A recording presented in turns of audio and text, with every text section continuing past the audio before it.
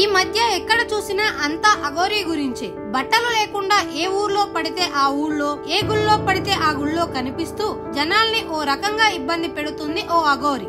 అయితే ఈ అఘోరీ మాత్రమే కాదు, ఇంకా ఎంతో మంది అఘోరాలు కూడా మీడియాకి, యూట్యూబర్లకి వీడియోలు ఇస్తూ నీళ్ళని అమృతం చేస్తామని, శివుడితో డైరెక్ట్ గా మాట్లాడతామని ఇలా రకరకాలుగా చెప్పుకుంటూ వాళ్ళని వాళ్ళు డెమీ గాడ్స్ లా చెప్పుకుంటున్నారు. కానీ ఇదంతా నిజమేనా?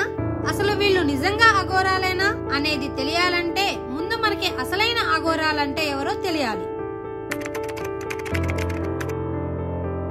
ఘోరానికి దూరంగా ఉండే వారిని అఘోరా అంటారు. హిందూ శాఖల్లో ఒక 1000 సంవత్సరాల చరిత్ర కలిగి ఉన్నది ఈ శాఖ. వీరిలో మరింత సాధన చేసిన వారిని నాగసాధువులు అని అంటారు. అయితే జనాలెవ్వరూ ఫాలో కాని విధుల్లో వీళ్ళు మోక్ష సాధనకు ట్రై చేస్తుంటారు. పరమశివుడి పంచముఖాల్లో ఒకటైన అఘోరా ముఖం ఆరాధిస్తారు. దేశంలో అఘోరాలకు 13 అఖాడాలు ఉన్నాయి. అఖాడా అంటే గురుకులం అని అర్థం. అంటే విద్యార్థులకు బస, భోజన వసతితో విద్యను నేర్పిస్తారు. ముందుగా ఈ మఠాల్లో చేరేందుకు సిద్ధమైన వారిని రకరకాలుగా పరీక్షిస్తారు. ఆ తర్వాత వారికి వారితోనే కర్మకాండలు చేయిస్తారు.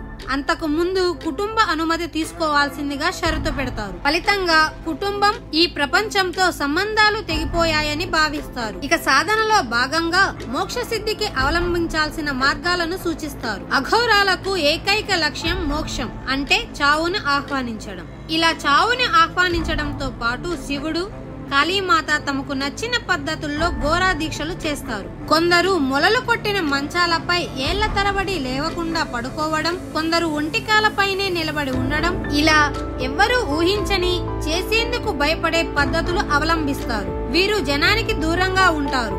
ఆడంబరాలు వీరికి అవసరం లేదు. కుంభమేళాకి వీరంతా తరలి వస్తారు. మొదట వీరే గంగా నదిలో దిగి స్నానాలు చేస్తారు. వారణాసిలో ఉన్న అఘోరాలంతా దాదాపు 400 ఏళ్ల క్రితం నివసించిన బాబా కీనారం శిష్యులని చెప్పుకుంటారు. అయితే అఖాడా పెద్దలు మాత్రం పూర్తిగా సామాన్య జీవనం గడుపుతుంటారు. అఘోరా సంప్రదాయం గురించి ఒక్క మాటలో చెప్పాలంటే ఈ ప్రపంచంలో ఉన్న శుద్ధ అశుద్ధాలన్నీ వీళ్ళకి ఈక్వల్. దేన్ని వీళ్ళు అసహించుకోరు, దేన్ని అమితంగా ఇష్టపడరు. అంటే వాళ్ళకి ఎంతో రుచికరమైన ఆహారమైనా, మనిషి మాంసమైనా ఒక్కటే, శత్రువైనా మిత్రుడైనా ఒక్కటే.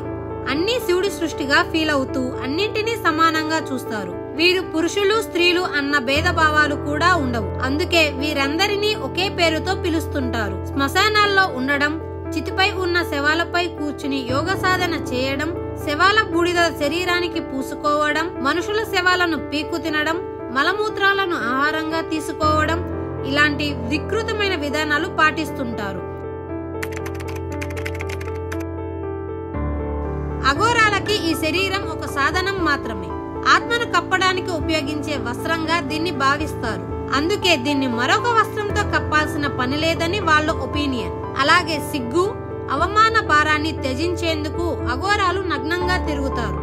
అయితే జనాల్లోకి వచ్చేటప్పుడు వాళ్ళకి ఇబ్బంది కలగకుండా ఉండేలా కొంతమంది మలమూత్ర ద్వారానికి అడ్డుగా ఒక చిన్న క్లాత్ ని కట్టుకుంటారు.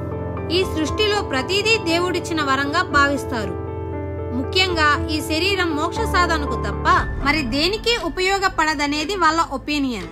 అందుకే వాళ్ళ మలమూత్రాలను తింటూ అహంకారాన్ని వదిలిపెట్టడానికి ప్రయత్నిస్తారు. అఘోరాలు మనుషుల శవాలను పీక్కు తింటారా అంటే అవును, వాళ్ళు నరమాంసాన్ని తింటారు. అలా అని కనపడిన మనుషులను చంపి తినరు. చితిపై సగం కాలిన శవాలను, గంగలో కొట్టుకొచ్చిన శవాలను మాత్రమే శివుడి ప్రసాదంగా భావించి తింటారు. గంగలో శవాలు ఎక్కడివి అని మీకు డౌట్ రావచ్చు. కాశీలో చనిపోతే నేరుగా కైలాసానికి వెళతారని అక్కడి చాలా మంది ప్రజలు నమ్ముతారు. ఆ నమ్మకంతోనే చివరి రోజుల్లో కాశీకి చేరి ప్రాణాలు వదులుతుంటారు. ఇక కొంతమంది తమ వాళ్ళ శవాల్ని దహనం చేయకుండా గంగలో వదులుతుంటారు. అలా వదిలితే వాళ్ళకి మోక్షం దక్కుతుందని నమ్ముతారు. ఈ శవాలని అఘోరాలు తీసుకుని తింటారు. అంతేకాదు వాళ్ళు ఆహారం తినడానికి, నీళ్లు తాగడానికి గిన్నెలు, గ్లాసులు కాకుండా కేవలం కపాలాలను మాత్రమే యూజ్ చేస్తారు. అఘోరీలు ఈ ఇహలోకం అంటే మన మనుషుల లోకంతో ఎలాంటి సంబంధాలు పెట్టుకోవడానికి ఇష్టపడరు అని మనం చెప్పుకున్నాం కదా. మరి ఇప్పుడు టీవీల్లో కనబడుతున్న అఘోరాలు ఇలా జనాల్లోకి వచ్చి లగ్జరీగా బతకడానికి ఎందుకు ట్రై చేస్తున్నారు అంటే, వీళ్ళలో చాలా మంది స్పెసిఫిక్ గా వీళ్ళు అని చెప్పడానికి లేదు, కానీ చాలా మంది ఫేక్ అఘోరాలే. గడ్డం జుట్టు పెంచేసి మెడలో రుద్రాక్ష మాలలు వేసుకుని బూడిద పూసుకున్నంత మాత్రాన వీళ్ళు అఘోరాలు కాలేరు. అఘోరా తత్వమే ఈ మానవ లోకంతో సంబంధాలను పూర్తిగా వదిలిపెట్టి శివుడిలో లీనమై మోక్షం కోసం ప్రయత్నించడం. అలాంటిది జనాల్లోకి వచ్చి కార్లలో తిరుగుతూ, పోస్టర్లలో కనిపిస్తూ, టీవీలో ఇంటర్వ్యూలు ఇస్తూ జనాల్ని ఇబ్బంది పెడుతూ తిరిగే వాళ్ళు ఖచ్చితంగా అఘోరా తత్వానికి వ్యతిరేకంగా ఉన్నట్లే. అలాంటప్పుడు వాళ్ళు అఘోరాలు ఎలా అవుతారనేది అర్థం కాని ప్రశ్న. ఇక వీళ్ళంతా ఎవరు అనే ప్రశ్నకి అఘోరాలపై డాక్యుమెంటరీ తీసిన కొంతమంది ఎక్స్పర్ట్స్ చెప్పే మాట ఏంటంటే, కొంతమంది జీవితంలో ఏదీ సాధించలేక ఓడిపోయి ఇంటి నుంచి పారిపోయి వైరాగ్యంతో కాశీకి చేరుకుంటారు. అలా చేరుకుని అక్కడే కొన్నాళ్ళు ఉంటారు. అలాంటి టైంలో అఘోరాలుగా మారాలని బలంగా అనుకుని వాళ్ళలో చేరిపోతారు. కానీ కొన్నాళ్లకే నిజమైన అఘోరాల జీవితాన్ని చూసి భయపడి భరించలేక పారిపోయి తిరిగొచ్చేస్తారు. అలాంటి వాళ్ళు చూసినా లేదా తెలుసుకున్న కొద్ది గొప్ప విషయాలను జనాలకు చెప్పి మేమే అఘోరాలం అంటూ ప్రచారం చేసుకుంటారు. దాంతో పబ్లిసిటీకి పబ్లిసిటీ, పైసలకు పైసలు. వీళ్ళు తమ పేర్లు చెడగొడుతున్నారని తెలిసినా ఒరిజినల్ అఘోరాలు పట్టించుకోరు.